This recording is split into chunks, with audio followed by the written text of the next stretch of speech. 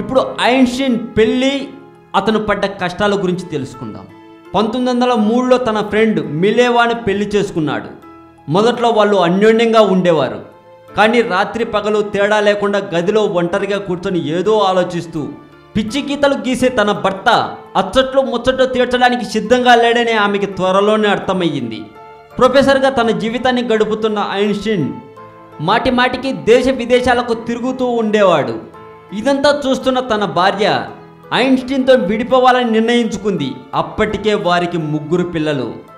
తన బ్రెయిన్లో ఐడియాలు తప్ప జేబులో పైసలు లేని ఐన్స్టీన్ తనకి త్వరలోనే నోబెల్ బహుమతి వస్తుందని, ఆ ప్రైజ్ మనీ మొత్తం కుటుంబ పోషణ కోసం ఇచ్చేస్తానని భార్యకు హామీ ఇచ్చాడు.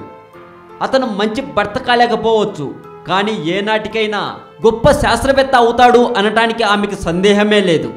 ఐన్స్టీన్ సాపేక్షత సిద్ధాంతం ప్రూవ్ చేసే ముందు రోజులు. ఐన్స్టీన్ సాపేక్షత సిద్ధాంతం ప్రూవ్ చేయాలంటే సంపూర్ణ సూర్యగ్రహణం రోజు మాత్రమే సాధ్యమవుతుంది. అయితే ఆ తర్వాత చాలా కాలానికి ఐన్స్టీన్ ప్రతిపాదించిన సాపేక్షత సిద్ధాంతం గురించి ఒక స్నేహితుడి ద్వారా ఇంగ్లాండ్లోని కేంబ్రిడ్జ్ యూనివర్సిటీలో ఉన్న ఆర్థర్ ఎడింగ్టన్ అనే మరో సైంటిస్టుకు తెలిసాయి. సాపేక్షత సిద్ధాంతం ఏనాటికైనా పాపులర్ అవుతుందని అర్థం చేసుకున్న అతను తానే ముందుగా ఐన్స్టీన్ థియరీని ప్రూవ్ చేయాలని డిసైడ్ అయ్యాడు. 1919 మేలో ఆఫ్రికా ఖండంలోని అడవుల్లో మకాం వేసి సంపూర్ణ సూర్యగ్రహణం రోజున అష్ట కష్టాలు పడి సోలార్ ఎక్లిప్స్ ఫోటోలను సంపాదించాడు. ఆ తర్వాత ఐన్స్టీన్ చెప్పింది నిజమని అందరూ నమ్మారు. 1922లో ఐన్స్టీన్ చిరకాల స్వప్నం సాకారమయ్యింది. భౌతిక శాస్త్రంలో విశేష కృషి చేసిన అతనికి నోబెల్ అవార్డు ప్రభుత్వం అందించింది.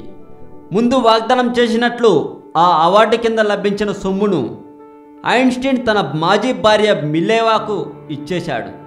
అప్పటికే ఐన్స్టీన్ వేరొక పెళ్లి చేసుకున్నాడు.